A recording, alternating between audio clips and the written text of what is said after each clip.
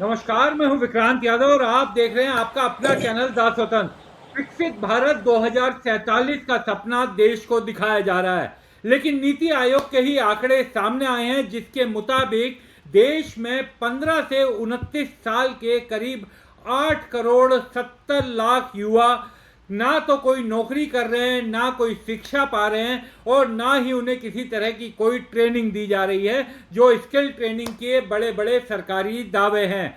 रोजगार के लिए बच्चे अपना सर फोड़ रहे हैं, लेकिन आप ये सुनकर दंग रह जाएंगे कि 2015 में जितने पद खाली थे 2024 आते आते वो दोगुने हो गए, यानी करीब 8.25 लाख सरकारी नौकरियों में पद खाली पड़े हैं।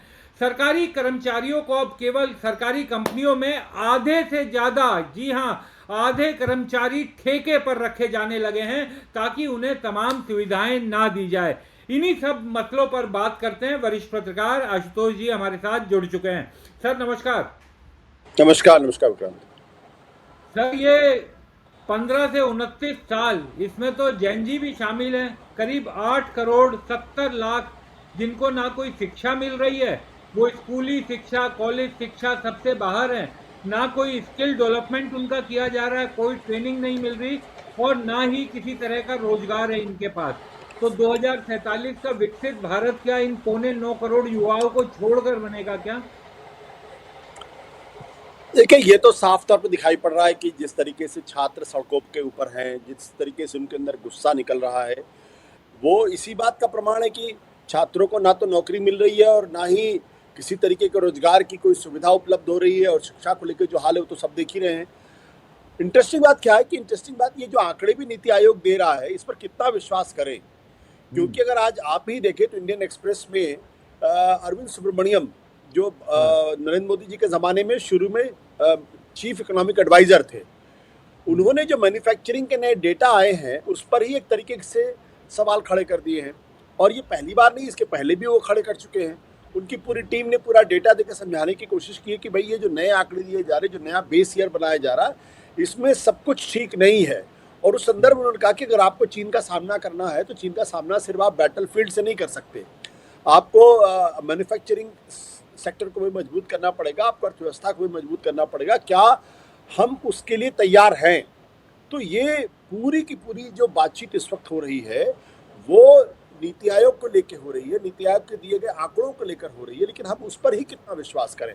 आपने बिल्कुल बिल्कुल सही कहा कि भाई जो 2015 से लेके अभी तक 2024 तक जो पहले 4,21,000 पद खाली पड़े हुए थे, अब उनकी संख्या बढ़ के हो गई 8,24,000, यानी 11.5% से बढ़ के 21% हो गया। अब 21% का मतलब क्या है? हर 5 में से एक पद खाली पड़ा हुआ है। अगर हर 5 में से एक पद खाली पड़ा हुआ है तो इसको क्यों नहीं सरकार भर रही है? इसका कोई एक्सप्लेनेशन अगर आप सरकार से पूछेंगे तो सरकार के पास कोई एक्सप्लेनेशन नहीं होगा। आप ज़्यादा दूर नहीं, आप दिल्ली पुलिस की ही अगर आप आंकड़ों को उठा लें तो आपको अंदाज़ा लगेगा कि जितनी रिक्वायरमेंट है लगभग उससे 30-35% उससे कम की ज़रूरत है। जितने सरकार ने सैंक्शन पोस्ट किए हैं उतने भी नहीं भरे हैं, बल्कि उसके करीब 30% 40% के आसपास कम पड़े हुए हैं। और लगातार देश की आबादी बढ़ती जा रही, लगातार दिल्ली की आबादी बढ़ती जा रही। जब हम आप दिल्ली आए तो करीब 1 करोड़ के आसपास आबादी थी, आज तकरीबन 3 करोड़ के आसपास दिल्ली की आबादी होती जा रही। दिल्ली के किसी इलाके में चले जाइए, आपको भयानक तौर पर ट्रैफिक मिलता है। और रोज दिल्ली के आसपास के जो तमाम इलाके हैं वहाँ पे रोज नए कंस्ट्रक्शंस हो रहे हैं, नई हाई राइज बिल्डिंग्स बन रही है, और उसका असर आपके दिल्ली के इंफ्रास्ट्रक्चर पर भी पड़ रहा है। पुलिसिंग सबसे इंपॉर्टेंट फैक्टर रोल प्ले करता है, चाहे ट्रैफिक का सवाल हो, चाहे लॉ एंड ऑर्डर को संभालने का प्रश्न हो, चाहे कुछ भी हो। लेकिन जिस अनुपात में आबादी बढ़ रही है उस अनुपात में दिल्ली पुलिस में कि क्या जो रिक्रूटमेंट है वो नहीं बढ़ रहा, बल्कि उसमें लगातार कमी आ रही। तो सिर्फ पुलिस को जिम्मेदार ठहरा देते हैं, देखो लॉ एंड ऑर्डर तो संभाल नहीं पा रही। बेचारे पुलिस वाले 18-18 घंटे 20-20 घंटे काम करते हैं, उनको छुट्टियां नहीं मिलती, वो त्योहारों के मौके पे काम नहीं कर सकते। तो ये जो रिक्तियों का प्रश्न है ये इम्पॉर्टेंट बात है और सरकार इसका कोई एक्सप्लेनेशन देती ही नहीं है। क्यों रिक्तियां पड़ी हुई, क्यों उनकी भर्ती नहीं हो पा रही? क्या उचित कैंडिडेट्स की कमी है? अगर ये सवाल है तो इसके बारे में भी खुलासा करना चाहिए। अगर उचित कैंडिडेट नहीं है तो इसका मतलब ये है कि आप जिस तरीके की रिक्तियां हैं उसके कॉरस्पॉन्डिंग हमारा जो एजुकेशन सिस्टम है वो उस लायक है नहीं। क्या आप एजुकेशन आप स्कूलों में, कॉलेजेस में, यूनिवर्सिटीज़ में ऐसे विषय में शोध करा रहे हैं, या ऐसे विषय में आप बच्चों को पढ़ा रहे हैं जिनका आगे चलकर रोजगार से कोई जुड़ाव नहीं मिलता है? तो इस पर भी गहरी गहरी चिंता जताने की ज़रूरत है। और जो ज़्यादा इम्पोर्टेंट बात क्या है कि ये जो पूरा का पूरा माहौल है, क्या इसलिए भी है क्योंकि जो रिजर्वेशन की पॉलिसी है उसमें आप अक्सर देख लीजिए, यूनिवर्सिटीज़ के अंदर चले जाइए, सरकारी दफ्तरों में चले जाइए, आपका एफएनएस नाम का एक वो मिल जाता है। एफएन क्या बोलते हैं, not found not suitable, FNU, found not suitable. ये जो फाउंड नॉट सूटेबल है कि भाई जो रिजर्वेशन की जो सीट्स हैं उसमें साफ तौर पर कह दिया जाता है इंटरव्यू के बाद कैंडिडेट्स नॉट फाउंड सूटेबल, फिर वो पोस्ट वैकेंट रहती है और वो पोस्ट एक के बाद एक कंपाउंड करती हुई चलती है। आपको याद होगा पिछले दिनों जब 2024 के आसपास की बात है, उत्तर प्रदेश में जो अपना दल के नेता है उन्होंने एक चिट्ठी सरकार को लिखी थी, केशव प्रसाद मौर्य ने भी एक चिट्ठी लिखी थी कि भाई सरकारी नौकरियों के अंदर बार बार एफएनयू करके आप लोगों का अपॉइंटमेंट्स नहीं कर रहे हैं। तो बहुत सारे सवाल हैं। एक पहला सवाल ये है कि क्या सरकार इन रिक्तियों को क्यों नहीं भरी, उसका एक्सप्लेनेशन क्यों नहीं देती है? क्या उसके पास पोस्ट नहीं है? या एक बड़ा सवाल ये भी, क्या उसके पास जिस तरीके के कैंडिडेट होने चाहिए वो कैंडिडेट नहीं है? या फिर कहीं कोई आरक्षण के मसले में कोई घालमेल करने की कोशिश की जा रही, जिसके जा रहा जो दलित और ओबी पिछड़े के लोग हैं उनका अपॉइंटमेंट्स है, उनकी पोस्ट रिक्तियाँ खड़ी रहती हैं? और क्या सरकार के पास ये पैसा बचाने का कोई साधन है क्या? क्योंकि जितने पोस्ट होंगे आप उतने पैसे आपको देने पड़ेंगे, पेंशन आपको देनी पड़ेगी। तो बहुत सारे ऐसे मुद्दे हैं जिस पर चर्चा होनी चाहिए और मुझे लगता है कि आपने बिल्कुल बहुत अच्छा टॉपिक उठाया है और इस पर वाकई में चर्चा होनी चाहिए। अगर 15 से 29 साल के बच्चों में अगर तकरीबन इतना भयानक आंकड़ा आ रहा है कि 8.25 करोड़ भारतीय जिनके पास नौकरी है, ना ही स्कूल जा रहे हैं, तो आप सोचिए कितनी बड़ी फौज खड़ी हो रही है बेरोजगारों की। और ये फौज अगर खड़ी होगी तो फिर इस पर सोशल टेंशन भी होगा, लॉ एंड ऑर्डर की स्थिति भी पैदा होगी, सोशल कैओस होगा, सोशल स्ट्राइफ होगा। तो मुझे लगता है कि इस पर बहुत गंभीर चिंतन की जरूरत है और इसका कोई रास्ता निकालने की कोशिश करनी चाहिए। सर, रेलवे को बहुत बड़ा रोजगार देने का मंत्रालय माना जाता था 2014 से पहले तक। 2014 से 2015 तक भी सर रेलवे में कोई पद खाली नहीं था, कोई पद रिक्त नहीं था। लेकिन 2024 में रेलवे में भी करीब 16.2% पद खाली हैं, यानी करीब 2,40,000। और हेल्थ, आजकल पूरे नॉर्थ इंडिया में तो खास तौर से पूरा स्वाइन फ्लू और तमाम तरह के फ्लू फैले हुए हैं, लेकिन हेल्थ में भी वैकेंसी जो है वो 0 से बढ़कर अब 6% तक पहुंच गई है। तो ये प्राथमिकताएं दिखाई दे रही हैं सर, रेलवे जैसे डिपार्टमेंट में रिक्तियां बढ़ना और हेल्थ में भी 0 से 6% हो जाना। देखिए विक्रांत, और अगर आप ध्यान से देखें तो पिछले 12 सालों में बार बार ये दावा करने की कोशिश की गई कि हमने देखिए जो रेलवे है उसको पूरी तरीके से बदल दिया है, पूरी तरीके से उसमें आमूलचूल परिवर्तन कर दिए गए हैं। कई बड़ी बड़ी गाड़ियों लॉन्च करने का ऐलान किया गया, प्रधानमंत्री खुद जाते हैं, खुद उन गाड़ियों में सवार होते हैं और फिर उसके बाद वो लॉन्च किया जाता है, चाहे वंदे भारत हो या दूसरी तमाम ट्रेनें हो। तो एक तरफ इतने बड़े बड़े दावे हैं कि आप रेलवे का इंफ्रास्ट्रक्चर बड़ा करते जा रहे हैं, दूसरी तरफ ये रिक्तियां सामने दिखाई पड़ रही हैं। तो अगर इंफ्रास्ट्रक्चर अगर आपका बढ़ रहा है तो उसके करस्पॉन्डिंग ये रिक्तियां क्यों नहीं भरी जा रही? और अगर 2015 तक रिक्तियां नहीं तो आज ये रिक्तियां क्यों हैं? ये एक ऐसा प्रश्न है जिसका कोई जवाब किसी के पास नहीं मिलेगा। लेकिन जहां तक मैं समझ पाता हूं कि भारतीय जनता पार्टी, नरेंद्र मोदी की जो फिलॉसफी है वो बेसिकली दिखने वाली प्रॉपर्टीज को क्रिएट करिए। यानी आप बुलेट ट्रेन के बारे में बात करिए, आप वंदे भारत के बारे में बात करिए, आप एयरपोर्ट बनाने के बारे में बातचीत करिए, स्वांकी एयरपोर्ट बनाने के बारे में बात करिए, आप हाईवे बनाने के बारे में बात करिए, तो वो दिखता है लोगों को। और फिर बार बार उसका दावा करिए, देखिए हम तो डेवलपमेंट कर रहे हैं, हमने तो फला गंगा एक्सप्रेस बना दिया, हमने तो जेवर का एयरपोर्ट बना दिया, हमने तो हिंदुस्तान में इतनी जगह भी एयरपोर्ट कर दिया। ये बड़े बड़े अच्छा लोगों को चूंकि दिखाई पड़ता है, इससे लोगों को लगता है हाँ वाकई में सड़कें तो अच्छी हो गई हैं, हाईवे तो ठीक हो गए हैं, तो इसका मतलब क्या है? इसका मतलब हमारे यहाँ विकास हो रहा है। बट विकास सिर्फ फिजिकल इंफ्रास्ट्रक्चर खड़ा करने का नाम तो नहीं है। विकास जब तक अगर ह्यूमन डेवलपमेंट अगर डेवलप नहीं हो रहा है, अगर लोगों को नौकरियां नहीं मिल रही हैं, अगर लोगों की आय नहीं बढ़ रही है और अगर लोगों को अपने बच्चों को पढ़ाने के पैसे नहीं मिल रहे हैं, आप सरकारी स्कूलों को लगातार बंद करते जा रहे हैं। आप अकेले हिंदुस्तान के अंदर पिछले 10 सालों के अंदर आप देखें तकरीबन 1 लाख स्कूल बंद हुए हैं, यानी 25 स्कूल प्रतिदिन बंद हो रहे हैं इस देश के अंदर, 25 स्कूल प्रतिदिन बंद हो रहे हैं इस स्कूलों के अंदर।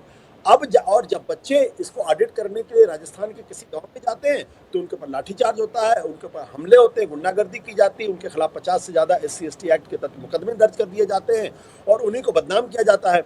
और फिर मज़ेदार बात यह है कि उसी घटना की वजह से जो राजस्थान की सरकार है वो 12,000 एक्स्ट्रा रुपये निकाल के वो कहती कि हम अब स्कूलों में को ठीक करने का काम करेंगे।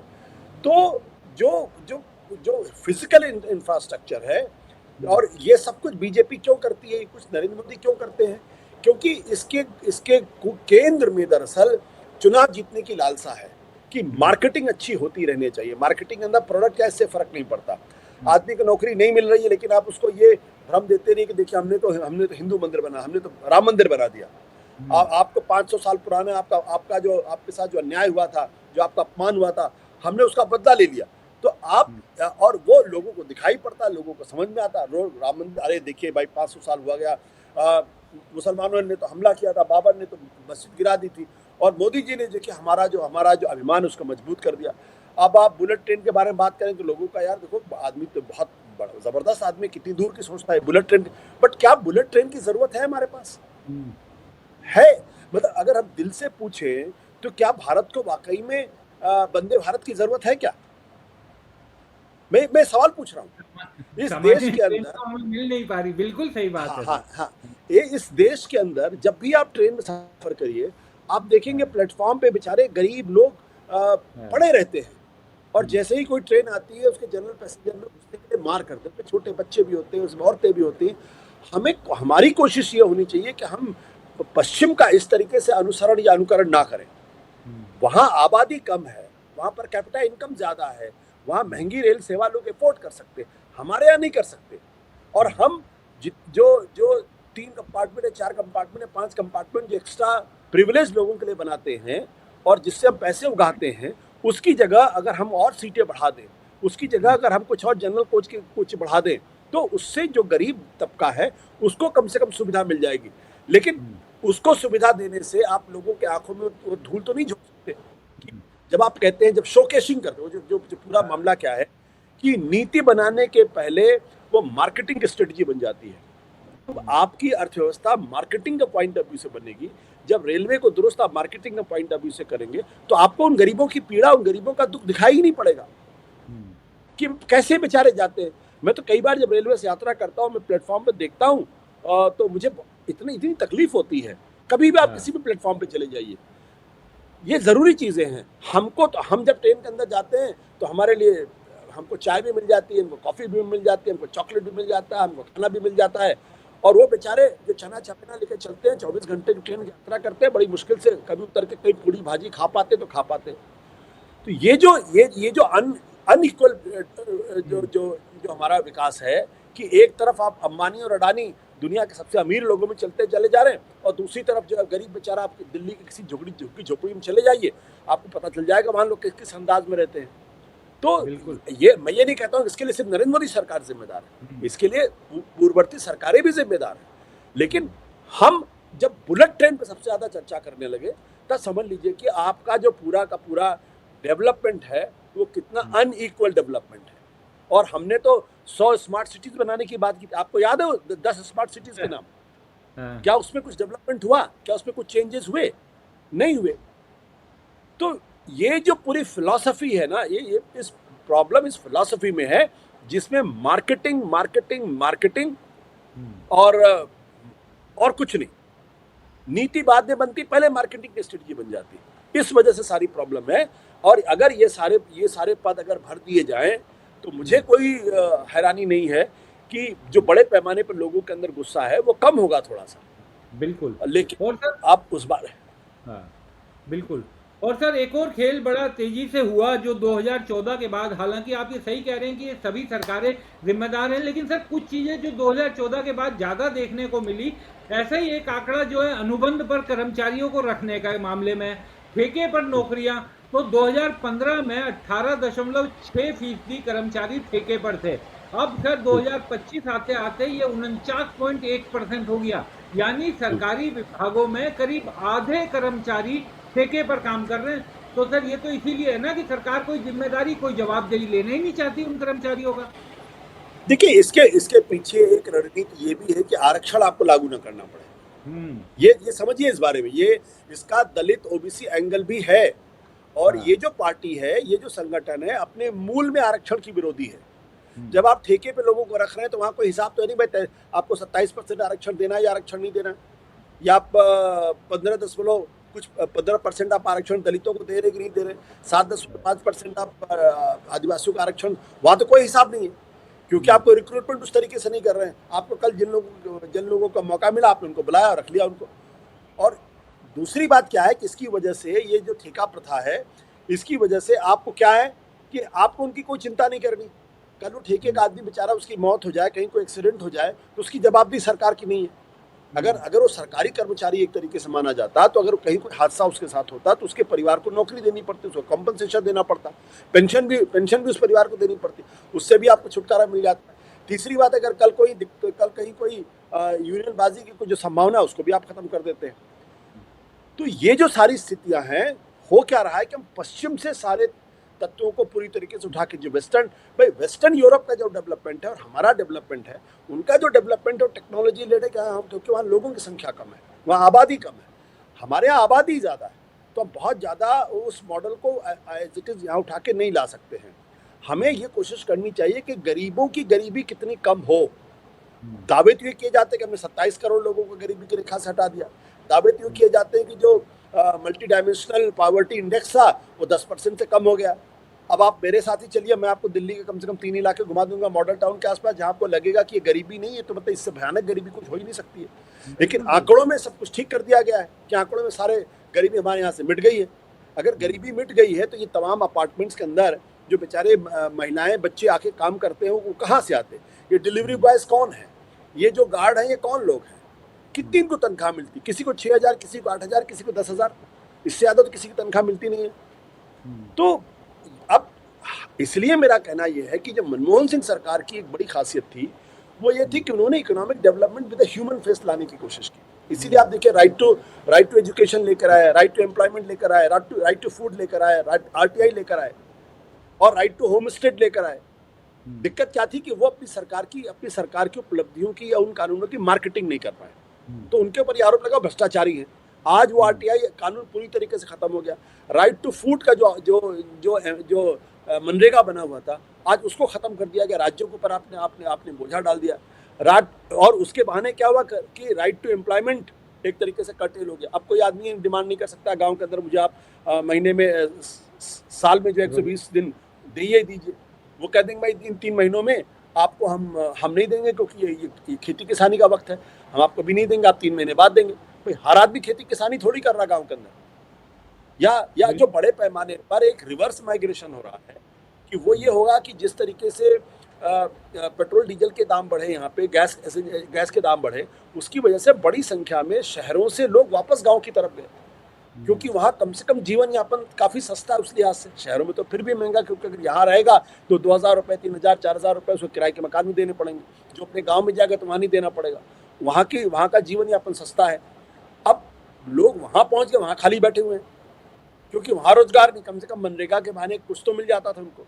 और मनरेगा वही योजना है जिसके बारे में एक समय में ये भी चर्चा हो रही थी कि जिसने इसको इन्वेंट किया है या इस पूरी योजना को हम नोबेल प्राइज दे सकते हैं, क्योंकि ये पीस टाइम में इतना बड़ा रोजगार देने का कार्यक्रम पहले कभी नहीं हुआ था। अब आपने उसको डिसमेंटल कर दिया। ये वही मनरेगा योजना थी जिसने कोविड के समय में आपको बचा लिया। नहीं तो आप कहाँ लोगों के पास नौकरियां थी? लोग तो घर छोड़ के वापस जा रहे थे। ये वही योजना थी जिसको प्रधानमंत्री जी ने संसद के अंदर खड़े होकर मजाक उड़ाया था कि आपने 75 सालों में क्या क्या देश को गड्ढे में खोदने के लिए लगा दिया, और मैं बार बार इसका मजाक उड़ाऊंगा। आप याद होगा ना प्रधानमंत्री नरेंद्र मोदी जी की तस्वीर? तो ये वही सोच है जो हार्वर्ड यूनिवर्सिटी का मजाक उड़ाती है। आपको मनरेगा पसंद नहीं है, आपको हार्वर्ड यूनिवर्सिटी पसंद नहीं है, आप कहते हैं हार्वर्ड नहीं, हार्ड वर्किंग। तो ये सोच की प्रॉब्लम है। जो विचारधारा है वो उसका कोई होलिस्टिक अप्रोच नहीं है। और आप कोई भी योजना शुरू करते हैं उसका कोई पायलट प्रोजेक्ट नहीं बनाते। अब एथेनॉल को ही ले लीजिए मामले को। भाई एथेनॉल अगर आपको लाना था तो कायदे से पायलट प्रोजेक्ट लेके आते। अब एथेनॉल की वजह से क्या हुआ, हिंदुस्तान के अंदर चीनी की कमी हो गई है। चीनी 40 से 50% महंगी हो गई है। जो चीनी पहले 40 रुपए 35 रुपए किलो मिलती, तब 70-75 रुपए किलो मिलने लगी है। जो अंडे पहले 10-12 रुपए मिलते थे, वो भी महंगे हो गए हैं। तो आपके बहुत सारे दर्शक सोचेंगे मैं अंडे कैसे, एथेनॉल का अंडे से क्या लेना देना है। हकीकत ये है कि जो 34% आपका एथेनॉल है वो गन्ने से बनता है, 54% जो है वो मकई कुक्कुट से बनता है। तो अब क्या हुआ कि मकई और अगर जरा सी भी उसकी पैदावार में कमी हो जाए तो फिर उसकी स्केर्सिटी कमी हो जाती है। जब कमी हो जाती है तो जो अनाज हम मुर्गियों को खिलाते हैं वो, या मुर्गों को खिलाते हैं, वो अनाज महंगा हो जाता है। जब वो अनाज महंगा हो जाएगा तो जो अंडे होंगे वो भी महंगे हो जाएंगे। बिल्कुल। तो अगर आपने इन सब चीज़ों को अपने फ्रेमवर्क में अगर आपने इंक्लूड किया होता तो दिक्कत नहीं पैदा। अब डबल नुकसान हो रहा कि आदमी एथेनॉल मिला हुआ पेट्रोल जिससे माइलेज कम हो रहा है, वो और पेट्रोल के पैसे। दाम पे हाँ। पेट्रोल का पैसा दे रहा। और हर जगह पेट्रोल, अंतर्राष्ट्रीय स्तर पर पेट्रोल के दाम कम हो गए हैं। हमने जो पेट्रोल के दाम बढ़ाए आज भी उतनी है, उसमें कमी नहीं आ रही किसी तरीके से, ठीक है।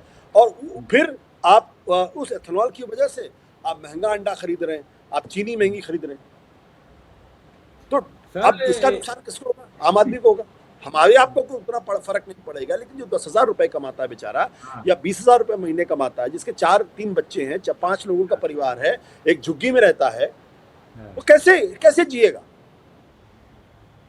बिल्कुल ठीक बात सर। अचानक से जो आपने आरक्षण की भी बात की, अचानक से सर ये दिल्ली में आरक्षण मिटाओ अभियान कैसे शुरू हो गया सर? क्या सीजेपी जो जाति धर्म किसी तरह की बंधनों से मुक्त जो बच्चों का आंदोलन हुआ था, क्या ये उससे परेशान होकर, क्या ये जैनजी में कोई फूट डालने के दिशा में, आखिर अचानक से इतना बड़ा ये आंदोलन कैसे खड़ा किया जा रहा है? देखिए, जहाँ तक मेरी जानकारी के शुरू में इसको जो जिनकी आंदोलन था उसके पैरेलल एक ऑर्गेनाइजेशन एक आंदोलन को खड़ा करके इस पूरे आंदोलन के युवाओं के अंदर एक डिवाइड एंड रूल की कोशिश की गई। अब बाद में इनको समझ में आया कि अगर ये डिवाइड एंड रूल होगा तो हमको ही नुकसान होगा, इसमें हमको ही नुकसान होगा।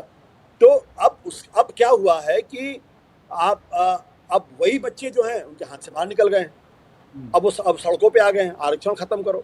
दूसरी बात क्या है कि जो मैंने कहा कि ये जो सरकार है या ये जो विचारधारा है, ये अपने मूल में आरक्षण विरोधी है। ये अपने मूल में वर्चस्ववादी सामाजिक ताकतों के साथ खड़ी है, जो हमेशा से ये मानती रही है कि दलितों और पिछड़ों को आरक्षण नहीं मिलना चाहिए, और ये मान के चलती है कि दरअसल ये इनमें मेरिट नहीं है। और लेकिन वो ये मानने के लिए तैयार नहीं है, क्योंकि आज की तारीख में कोई राजनीतिक पार्टी खुलकर इस बात को नहीं कह सकती, तो वो पीछे से उसको सपोर्ट करने की कोशिश करते हैं। भाई एफएनयू कहाँ से आया? आपको याद होगा कि यूनिवर्सिटी के अंदर, जहाँ तक मुझे ध्यान पड़ रहा है, एक प्रोग्राम ये लेकर आए थे,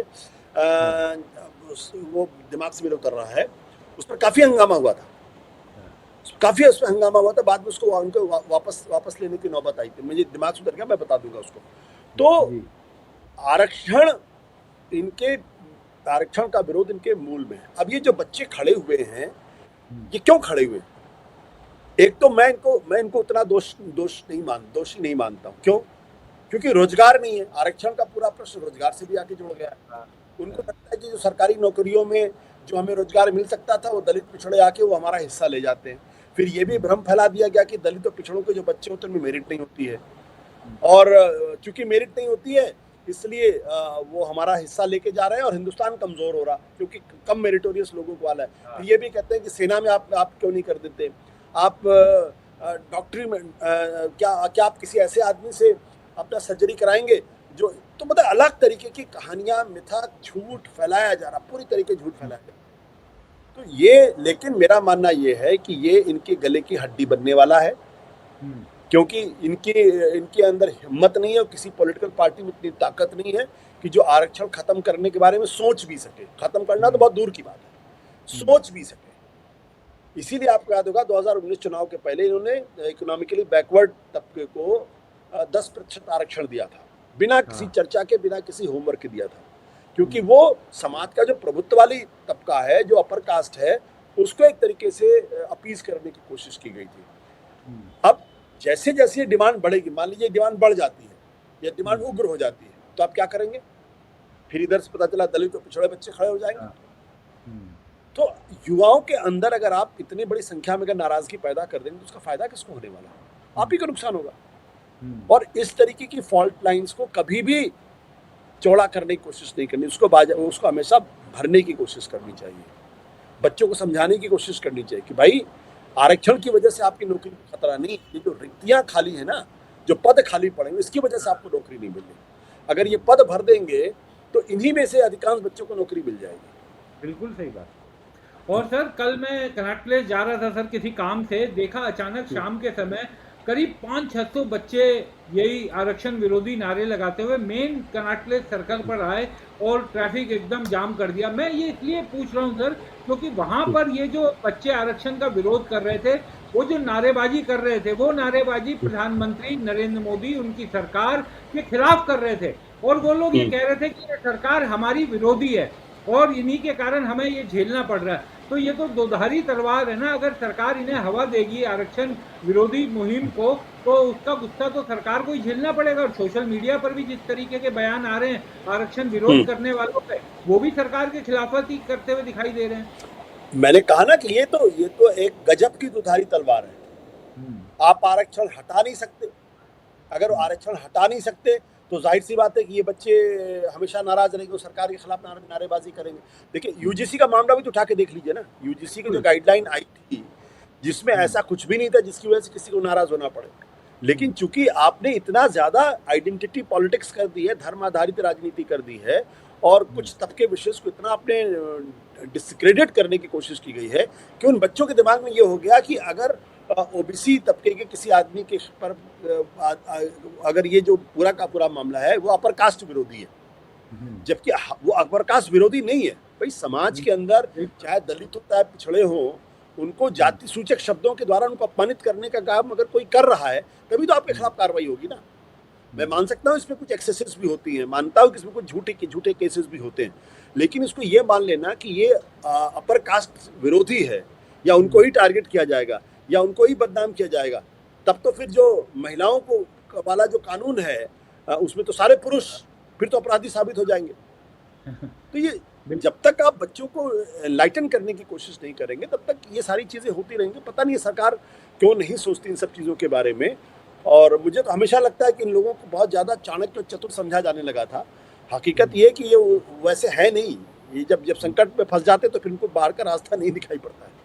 हाँ। सर एक अंतिम सवाल और आपसे जानना चाहूँगा कि एक तरफ बच्चे देश भर में अलग अलग जगह अपने स्कूलों की टपकती छतों के लिए, टूटी हुई दीवारों के लिए आंदोलन कर रहे हैं और वो कह रहे हैं कि मिड डे मील में ठीक खाना मिले, और अगर कोई दिखा रहा है वीडियो तो एफआईआर दर्ज हो रही है। दूसरी तरफ एक आरटीआई सामने आई है जिससे ये जानकारी मिली है कि मंत्रियों के बंगलों की साज सज्जा रेनोवेशन के काम में एक साल में 2025-26 में 92 करोड़ 35 लाख रुपए खर्च हो गए सर, एक साल में। और ये ऐसा नहीं है कि इसी साल खर्च हुआ पैसा, 2014 से लगातार जो डाटा है वो भी सामने आया, तो 2014 से 19 के बीच हर साल 27 करोड़ खर्च हो रहा था, फिर 50 करोड़ हुआ 5 साल 19 से 24, और अब सीधा 92 करोड़। तो ऐसी क्या कुश्ती होती है सर मंत्रियों के बंगलों में कि हर साल उसे करीब 70-72 मंत्री होंगे सर मोदी जी के मंत्रिमंडल में, तो करीब 1.25 करोड़ हर मंत्री के बंगले पर हर साल रिनोवेशन में लग रहा है। विक्रांत ये बहुत बड़ा स्कैम है। आप मंत्रियों को छोड़ दीजिए, अगर आप सांसदों का भी उठा के देख लेंगे, हर साल पीडब्ल्यूडी के मिनिस्टर्स के लोग जाते हैं, सांसद महोदय को समझाते हैं, उसके बाद उनके घर का रेनोवेशन होता है फॉर नो रीजन। हम तो अपने घर में रेनोवेशन 10 साल में नहीं करा पाए। हाँ। सोचते भी नहीं, व्हाइट वॉश थोड़ा हो जाए, कहीं सफाई हो जाए तो अच्छा है, कहीं जाले वाले लगे उनको ठीक करा लेते हैं। हाँ। ये जो सांसदों के जो बंगले हैं, जो मंत्रियों के बंगले हैं, इनमें हर साल रेनोवेशन की कोई जरूरत ही नहीं है। हाँ। इनमें आवश्यकता से ज्यादा एसी लगे हुए हैं, आवश्यकता से ज्यादा एसी लगे, आवश्यकता से ज्यादा बिजली का कंजम्पशन वहां पे हो रहा है। और हर साल कभी फर्श के नाम पे होता है, कभी सोफे के नाम पे होता है, कभी पलंग के नाम पे होता है, कभी पर्दों के नाम पे होता है, जो आराम से अगले 3 साल 4 साल चल सकते हैं, उसके नाम पे किया जाता है। तो ये जो लग्जरी है ना, अब अमेरिका के अंदर देखिए, अमेरिका में जो सांसद आते हैं उन सांसदों के लिए कोई बंगले वहां नहीं दिए गए उनको। आप वाशिंगटन डीसी में आइए, आप अपना किराया मकान लेके रहिए, उसमें थोड़े बहुत जो आपको स्टाइपेंड वगैरह है वो मिलती होगी आपका ऑफिस चलाने के लिए, क्लर्क के लिए, इन सब चीजों के लिए, लेकिन आपको अपना घर बनाना पड़ता है, आपको अपना किराए पे लेना पड़ता है। हम क्यों भारत की जनता क्यों इन सांसदों को इतना देती है? ज्यादा से ज्यादा आप फ्लैट सिस्टम कर दीजिए, 2 कमरे के फ्लैट में रहिए आराम से, क्या दिक्कत है आपको भाई? आप साल भर तो यहाँ रहते नहीं है, लेकिन सबको बंगले मिले हुए, सब बंगलों में रहते, जो कि दिल्ली के अपने सांसद हैं, वो भी बंगले लेके बैठे हुए हैं। आप सोचिए, मैं नाम नहीं लेना चाह रहा, तो आप जानते हैं अच्छी तरीके से, और फिर उसके लिए सुप्रीम कोर्ट तक चले जाते हैं लड़ने के लिए कि हमको कैटेगरी 7 कैटेगरी 8 का हमको बंगला चाहिए क्योंकि मेरा एंटाइटलमेंट है। तो जब इस तरीके की मानसिकता है, इसलिए मैं सिर्फ नरेंद्र मोदी सरकार को जिम्मेदार नहीं मानता हूँ। 92 करोड़ रुपए अगर आप ध्यान से देखें कोई बहुत बड़ी रकम नहीं, लेकिन ये वो मानसिकता है। पहली बात कि सांसदों को अलग से बंगले नहीं मिलने चाहिए, इतने बड़े बड़े लॉन्स हैं वहां पे, आप सोचिए उसका कुछ और उपयोग हो सकता है। बाकायदा यहाँ पे फ्लैट सिस्टम बनाना चाहिए, 2 कमरे का फ्लैट या 3 कमरे का फ्लैट, जिसमें अगर चलिए मान लीजिए कि एक कमरा, दो कमरे आप अपने लिए रख लीजिए, एक कमरे में जो जनता आती है, जिन आपको पब्लिक उसके लिए कर लीजिए। और बाकायदा इसकी ऑडिटिंग होनी चाहिए कि आपने जो अपने घर के अंदर जो तब्दीलियां कराई हैं, क्या उसकी कोई जरूरत भी है, जरूरत नहीं है, क्योंकि इसमें मंत्री महोदय का भी पैसा बनता है, इसमें सांसद का भी पैसा बनता है, इसमें जो इंजीनियर है उनका भी पैसा बनता है, सब मिल बांट के खाते हैं इसको अच्छी तरीके से खाते हैं। तो मैं इन प्रिंसिपल, ये जो बड़े बड़े बंगलों हैं सांसदों को देने के सख्त खिलाफ हूँ। मैं जो बड़े बड़े बंगले जो मंत्रियों को उनको देने के खिलाफ हूँ। मेरा मानना ये कि सुरक्षा एक मुद्दा है, लेकिन उस सुरक्षा का भी कायदे से थ्रेट असेसमेंट होना चाहिए। और इतने बड़ी पैमाने पर जो लोगों को Z+ कैटेगरी की सुरक्षा मिली हुई है, Z वाली सुरक्षा मिली है, तो इसका भी असेसमेंट होना चाहिए कि उनको अपनी कारगुजारियों की वजह से उनकी सुरक्षा को खतरा है, या राष्ट्र के लिए कोई काम करे तो उसकी सुरक्षा। ये सब पैसा जो फालतू का पैसा है। और अभी आज ही मैंने एक बड़ी अच्छी स्टोरी पढ़ी, मुंबई के एक कोई जस्टिस है, कोई जज हैं, जिन्होंने कहा कि भाई कुंभ पे जितना पैसा आप खर्च करते हैं, अगर उसका 0.1% में आप कर लें तो 100-150 स्कूल जो है वो बेहतर हो जाएंगे या नए बन जाएंगे। बिल्कुल सही तो बात। जब हमारी प्रायोरिटीज ही लॉपसाइडेड है, सरकार की सोच सिर्फ दिखाने की है, और हमारे जो मंत्री सांसद महोदय लोग हैं वो पूरी तरीके से सिर्फ अपने बारे में सोचते हैं, तो आप ये सारे जो फालतू के खर्चे हो रहे हैं वो होंगे भाई। ये क्यों चाहिए भाई आपको PSO? किसी पत्रकार को PSO क्यों चाहिए, जरा बताइए मुझे। कौन सा आपने काम कर दिया जिसकी वजह से आपकी जान को खतरा है? लेकिन आजकल देख ले बड़े बड़े जो सो कॉल्ड पत्रकार PSO लेके घूमते हैं। बिल्कुल। जो MLA मामूली, आप तो अच्छी तरीके से जानते हैं कि MLA और MP खुद अपने ऊपर हमला करवा के वो सिक्योरिटी लेते हैं, क्योंकि उनका जो जलवा है वो बरकरार रहे, खुद अपने खिलाफ चिट्ठियां लिखवाते हैं। तो ये बड़ी जो समस्या है ना, ये उसका एक छोटा सा बिंदु है। तो सवाल 93 करोड़ का नहीं है, सवाल ये क्या आपको जरूरत थी तब वो खर्च हुआ, या सिर्फ एक बड़े स्कैम का हिस्सा? बिल्कुल सही बात। उसमें साज सज्जा पे पैसा भी खर्च हो रहा है और दोनों ही चीजें हैं सर, करप्शन तो उसमें बिल्कुल इन्वॉल्व है ही। बहुत बहुत शुक्रिया आशु सर, आप जुड़े, चर्चा में शामिल हुए। Thank you.